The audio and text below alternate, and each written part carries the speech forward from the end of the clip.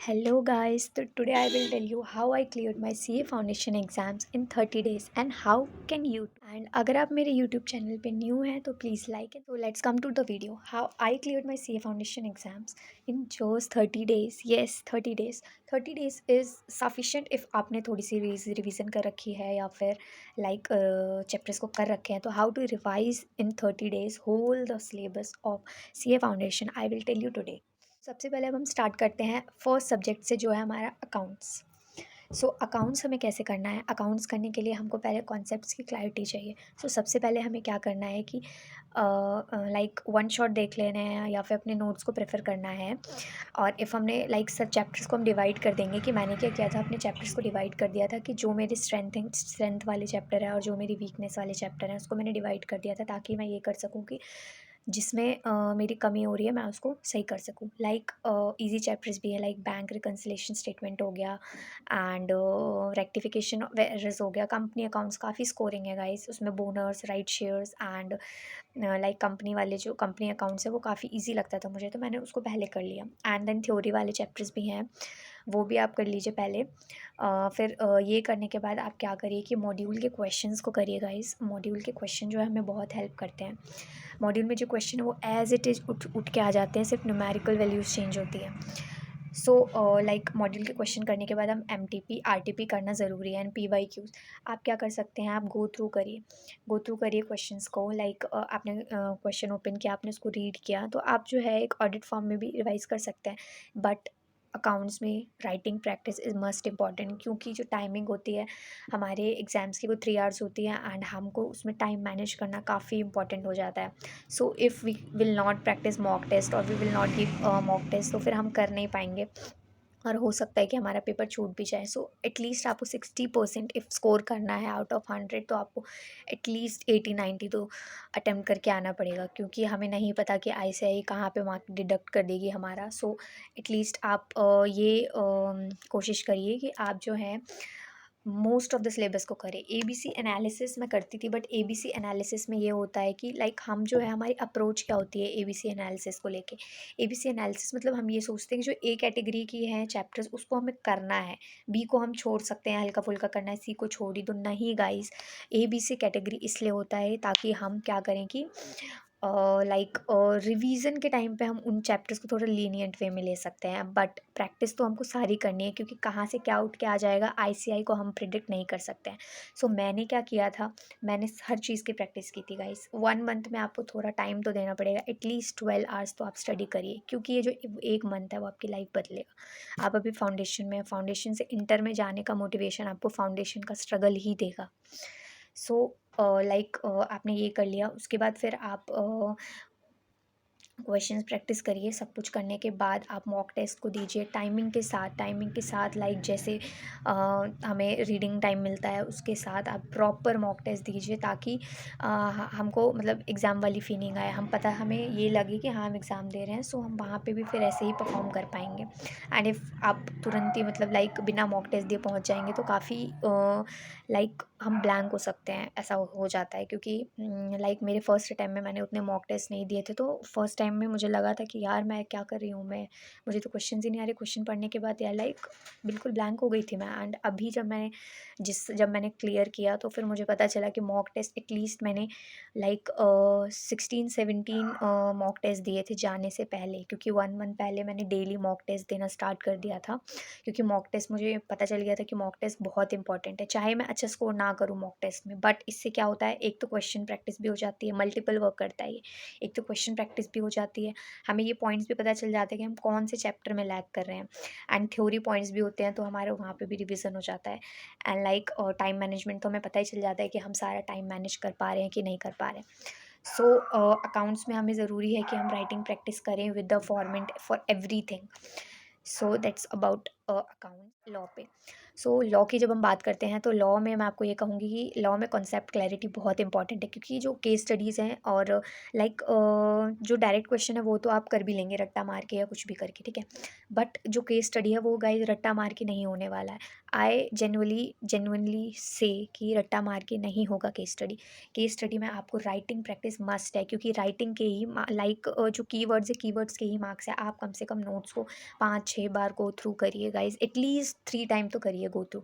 आप same notes का use करिए, सेम नोट्स का यूज़ करिए और उसको लाइक जो कीवर्ड्स उसको हाईलाइट करके चलिए, और बार बार वही नोट जब हम पढ़ेंगे तो हमारे दिमाग में ऑलरेडी वो छप जाता है।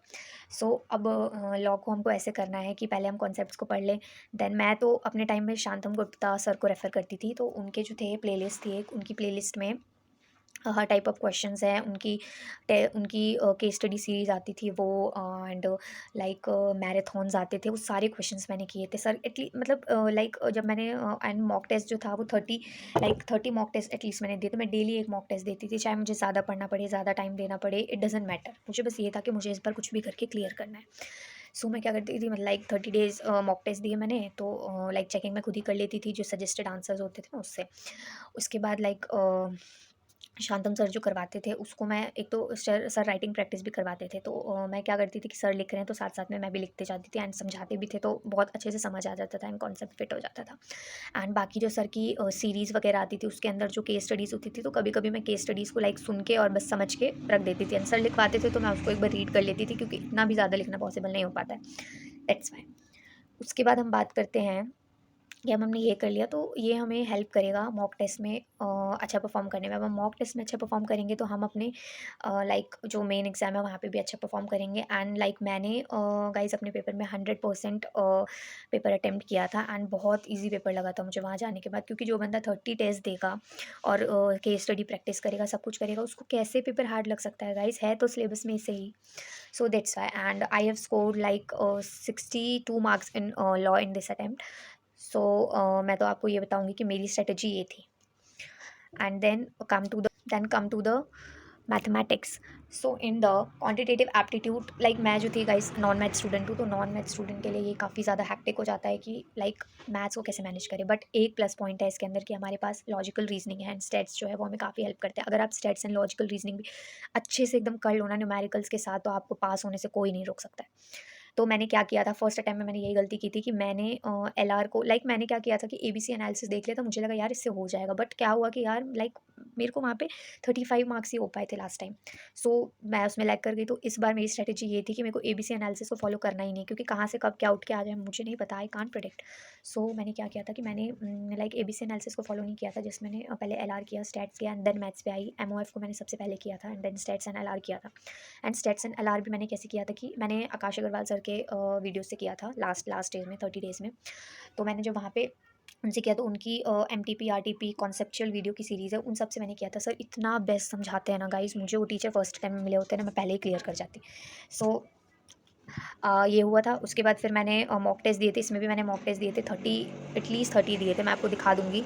उसके अंदर स्कोर्स जो थे मेरे पहले बहुत कम आ रहे थे, फिर धीरे धीरे इंक्रीज़ हुए, तो मेरा कॉन्फिडेंस भी बूस्ट होता गया कि हाँ यार मैं कर पा रही हूँ, मैं कर पा रही हूँ। उसके बाद calculator tricks, guys calculator tricks very very very important है इन द क्वांटिटेटिव एप्टीट्यूड में।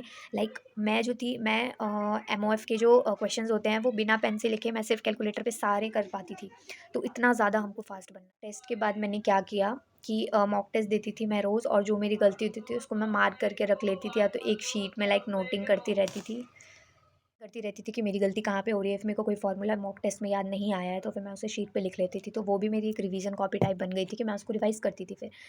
एंड ऐसे ऐसे करके मैंने फिर क्वांटिटेटिव एप्टीट्यूड को कैसे भी करके निकाला इस बार।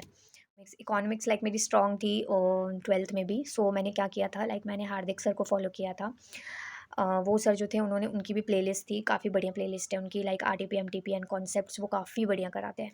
इसकी लाइक ये चीज़ हो गया, तो फिर मैंने ये किया। उसके बाद फिर मैंने गाइस लाइक इकोनॉमिक्स के लिए मैंने क्या किया था कि फ़र्स्ट ऑफ़ ऑल मेरे को जो मैक्रो इकोनॉमिक्स था ना वो काफ़ी ईज़ी लगता था, तो मैंने पहले वो वाला पार्ट कर लिया था, और स्कोरिंग भी था।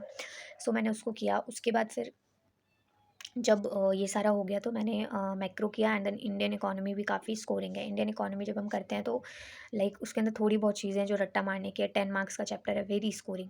एंड ये सब करने के बाद मैंने फिर से वही 30 मॉक टेस्ट। लाइक मैंने जब फर्स्ट मंथ में स्टार्ट किया था तो 30 डेज़ था मेरे पास, तो मैंने लाइक ये तो सोच लिया था कि मुझे एटलीस्ट 30 डेली डेली एक मॉक टेस्ट देना है। हर सब्जेक्ट का मैं डेली एक मॉक टेस्ट देती थी ताकि मैं कहीं पे भी लैग ना कर सकूँ। और मेरा माइंड सेट ये हो गया था कि मुझे क्लियर करना है तो क्लियर करना है। सो एक चीज़ ये होती है कि जब हम माइंड में जीत जाते हैं ना, तो हमको जीतने से कोई रोक नहीं सकता है। चाहे आपको कितना भी एफर्ट डालना पड़े, आप डालो, एक बार डालो। बट ये नहीं कि मतलब लाइक हम 80% डाल रहे हैं, 90% डाल रहे हैं, नहीं हो रहा है यार, मेरे से नहीं होगा, मेरे से नहीं होगा यार, एक बार अपना 100% डाल के तो देखो, कैसे नहीं होगा, होगा। सो ये हो गया, ये हमारी इकोनॉमिक्स की बात हो गई। ऐसे ही करते करते फिर मैंने ऐसे करके सारे सब्जेक्ट्स को प्रिपेयर किया, और 1.5 डेज़ की स्ट्रेटजीज़ के लिए मैं दूसरी वीडियो बनाऊँगी। So please like and subscribe करिए आप। And that's for today, bye.